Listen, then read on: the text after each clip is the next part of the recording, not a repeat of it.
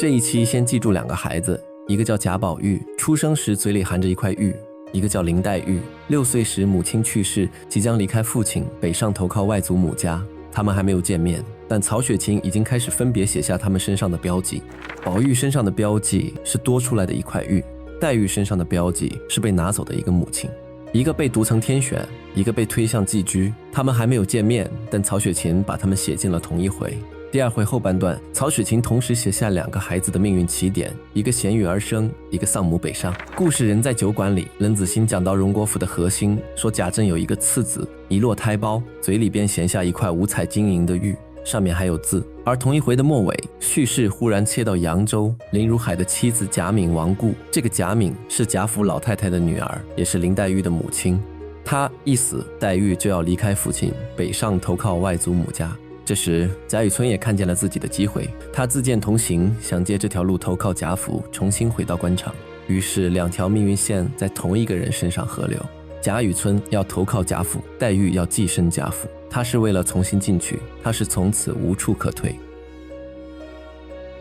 一落胎胞，会里便衔下一块五彩晶莹的玉来，上面还有许多字迹。冷子兴讲这件事的语气是奇文，酒桌上的好故事，茶余饭后的一段稀奇处。对他来说，贤育而生是谈资，不是命运。但回到第1回的坐标系里看，那块被女娲砌在青埂峰下的石头，竟一僧一道幻化为通灵宝玉，缩作扇坠大小，被带入红尘。到第2回，他以含在婴儿会里的方式落地了。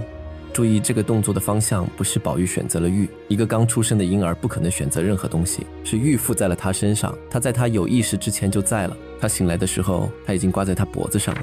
全家人看到这块玉，读出的是祥瑞、天命、不凡、家族气运的实物凭证。而那块玉是什么来路？一块被女娲用剩的、落选的、没有被需要的石头，它的原始身份不是荣耀，是多余。所有人把它读成天选，它的底色是遗弃。这2层含义从第1天就同时存在于那块玉里。宝玉一生夹在这2层之间，外部世界要他做那个天选之人，而他体内那块石头的原始记忆是：我是被剩下的。那年周岁时，郑老爷便要试他将来的志向，便将那世上所有之物摆了无数与他抓取。谁知他一概不取，伸手只把些脂粉钗环抓来，郑老爷便大怒了，说将来酒色之徒耳。抓周的底层结构，大人把自认为有价值的东西铺一桌，笔墨代表文章，印章代表仕途，算盘代表殷实，看婴儿的手伸向哪一格，它是一台期望投射装置。宝玉的手伸向了脂粉钗环，在贾政的坐标系里，这些东西属于内围，属于正经男人不应触碰的领域。他读出的是最大的失望。但在整本书的结构里，脂粉钗环是什么？是大观园的全部内容。宝玉后来10几年的生命确实在脂粉钗环之间，在女孩子们中间，在诗词里，在闺阁的温度里。1岁时伸出的那只手，精确地指向了他后来整个人生的重心。贾政看见失败的征兆，曹雪芹写下的是命运的预告。同一个动作，2套解读系统完全不兼容。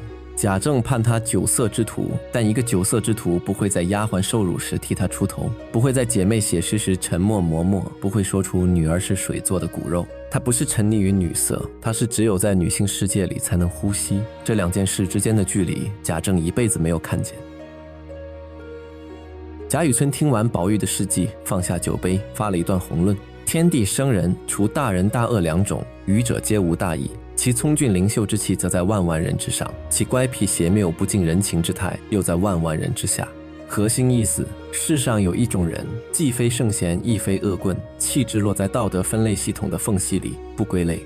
他举了一串名字：许由、陶潜、阮籍、嵇康，都是拒绝入仕或以怪诞著称的人。女子则有卓文君私奔、鸿福夜奔、薛涛沦落教坊，在正统道德里共同标签不守规矩。贾雨村把他们统统收进一个框架，越轨不是道德败坏，是天赋使然。这是曹雪芹为整本书的核心人物群提前建好的宇宙论地基。宝玉、黛玉、晴雯、湘云，这些人的共同点不是好或坏，是放不进任何一个现成的格子。但这里有一层极深的反讽，说出这番话的人是谁？贾雨村。贾雨村，一个马上就要靠攀附权贵付出的投机者，一个在第4回里会把被拐卖的英莲判给买主的法官。替不归类者说了最漂亮辩护词的人，转身就要把一个不归类的人推进深渊。理论的慈悲和行动的残忍在同一张嘴里并存。曹雪芹用一个投机者的口为他笔下所有异类写了辩护书，然后让那张口去做最残忍的事。这不是矛盾，是他对知识分子最冷的一刀。同在第2回末尾，叙事突然从酒馆切出，切到扬州林如海的宅邸。贾敏死了，书里给的篇幅不超过1句，没有病程，没有临终，没有遗言，像冷子兴讲贾珠一样，一句话盖棺。但这一句话的后果撑起了整本书的故事线。黛玉6岁失去母亲，林如海独立无法教养幼女，贾母坚持接外孙女北上，于是黛玉进贾府。她后来10几年寄人篱下的全部处境，她与宝玉的相遇，她在那个家族里没有根基的全部孤独，都起源于这里。